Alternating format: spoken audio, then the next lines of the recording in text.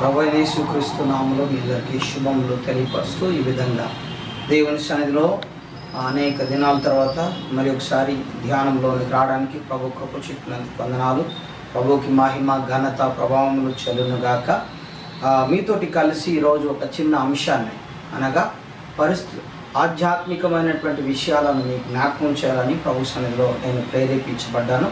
నిర్గమకాండం 2వ అధ్యాయం 1-3 వచనాల్లో మనము ఇజ్రాయిలీలు, నిర్గమం అంటే ఇజ్రాయిలీలు ఐగుప్తులో నుంచి బయటికి రావడం, అనగా ఐగుప్తు యొక్క బానిసత్వం నుంచి బయటికి రావడం నిర్గమము అనే విషయాన్ని మనము నిర్గమం అంటే పాసు అవ్వరు అంటే బయటికి రావడము అంటే ఒక ఇజ్రాయిలీలను దేవుడు విడిపించడంలో, ఇజ్రాయిల్ను దేవుడు విమోచించడంలో ఎంత పెద్ద బాధ్యతను దేవుడు వహించాడు, ఎంతగా దేవుడు ఇజ్రాయిల్ మీద కాన్సన్ట్రేషన్ చేశాడు, ఎంత కాన్సన్ట్రేషన్ చేశాడు అనేది ఇక్కడ మనకు కనపడుతుంది. 1వ అధ్యాయంలో వారు వెట్టి చాకిరీ పెట్టారు, వారు చాలా శ్రమ పెట్టారు.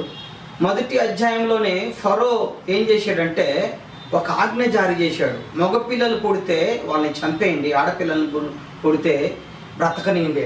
మగపిల్లల వలన మనకి వచ్చేటువంటి అనగా మనకు కలిగేటువంటి విషయాల గురించి వాళ్ళకి తెలుసు. ఎందుకంటే రాజరికం అది. మగపిల్లలు ఉంటే ఎప్పటికైనా తిరుగుబాటు చేస్తారు ఇజ్రాయిల్. ఎప్పటికైనా మన మీద మనం బానిసలుగా ఉన్న మనము వాళ్ళని బానిసలుగా వాడుకుంటున్నాం.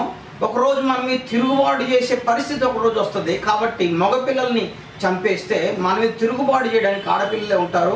ఆడపిల్లలను మనం పెళ్లి చేసుకొని వాళ్ళని మనం బానిసలుగా వాడుకోవచ్చు. చూడండి, చాలా వరకు మనం చూస్తే ఆడపిల్లల్ని బానిసలుగా తీసుకెళ్తూ ఉంటారు. ఎక్కడికైనా మగపిల్లల్ని తక్కువ తీసుకెళ్తారు. అది కూడా మగపిల్ల